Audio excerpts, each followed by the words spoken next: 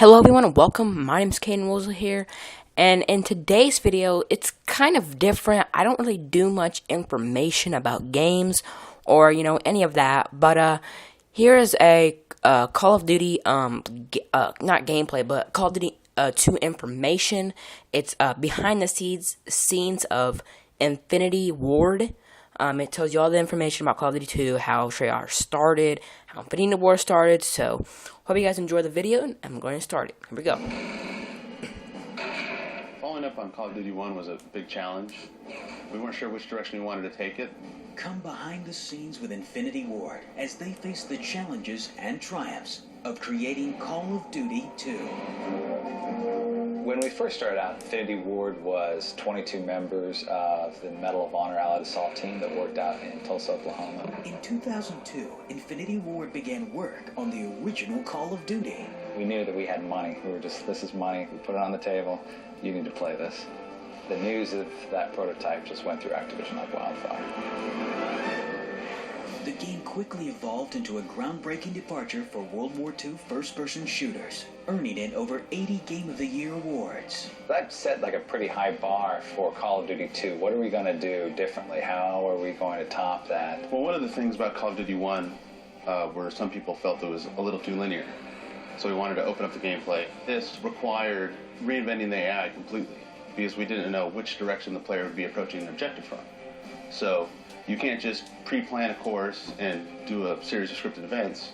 You need to really algorithmically figure out how to respond to what the player's going to do from any angle. So we had to create very autonomous AI. AI that could retreat from his position, can set up ambushes, can try to flank the player. They've got vision cones, hearing radiuses. They're just much more self-aware than they were in Call of Duty 1. And that was a huge change, a huge overhaul. And it caused us to basically throw out the Call of Duty 1 engine and create our own proprietary technology. There were a lot of challenges that we encountered. Basically, we just made the level we wanted to make and played the game and watched where the AI fell down, and then had to go to the drawing board and try to figure out how to solve these problems. So we did that for a year and a half, basically. Just constantly working on the AI, improving it, tweaking it, tuning it until we got to the point where we liked it. Move in! Hassel! Come on, let's go!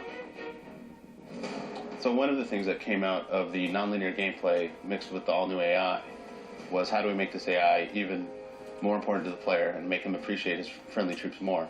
And basically what came out of that was the concept of this battle chatter system, where the AI understand the field of battle. They call out enemy troops, they call out position. Now we made the AI so autonomous that they knew where they were, wherever they were on the map. Any location, if they were on a second floor of a building, if they were behind a wall. They had to know exactly where their surroundings were. Your AI is very self-aware, and they're telling you what their current situation is, what the enemy is doing. And really brings that player into being part of that squad. And for any of our fans that speak German, you can hear that we brought that same contact-sensitive battle chatter system over to the Germans. We came up with true military terms, how they actually communicate with each other, as well as look at all the levels in the game and geometry, and basically gave it all names. Then we had to record over 20,000 lines of dialogue, put that in code, so that the AI knows about it. One of the big challenges was striking just the right sweet spot. We didn't want it happening too much because then it's just noise and it fades into the background. And if it happens not enough, it's not as useful to players as it could be. We have two military advisors that were really instrumental with developing Call of Duty.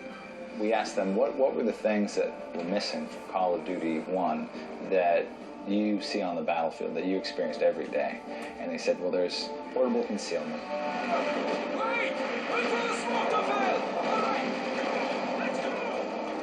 Portable concealment, aka smoke, has been used in warfare for over 150 years, and there's none of it in Call of Duty 1. So we created this really robust particle system, and it just adds a real level of immersion that we didn't have before.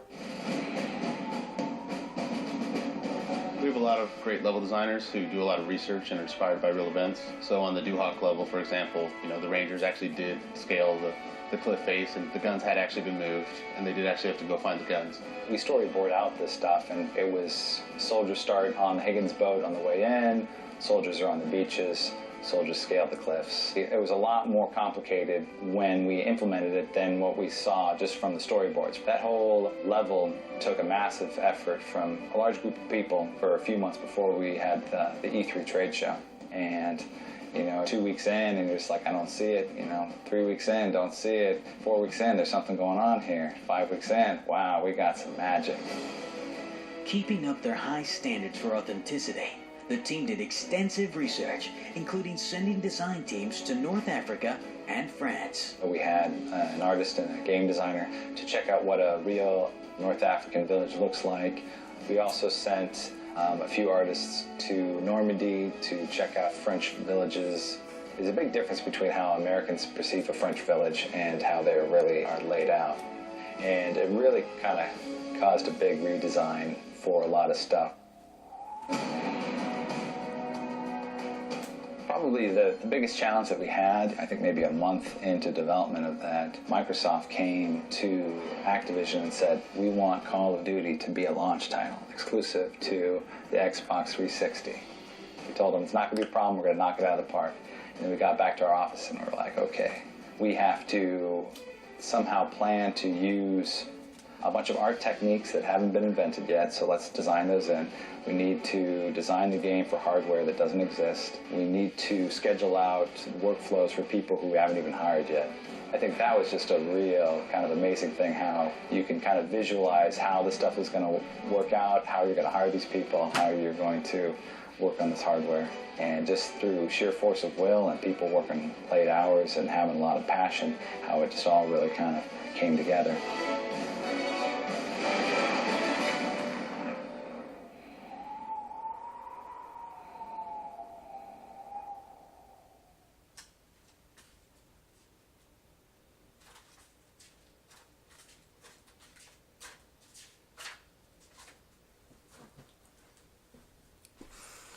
Alright, well, thanks for watching, guys. Just to let you know, I will be bringing you gameplay of Call of Duty 2 in a couple of weeks now, like 18, 16, 17 weeks now, and be looking for new videos of Call of Duty 2 soon, and there will be another walkthrough mission soon. So thank you guys so much for watching. If you did enjoy this video, drop a like and subscribe if you're new. Thanks for watching. Bye, guys.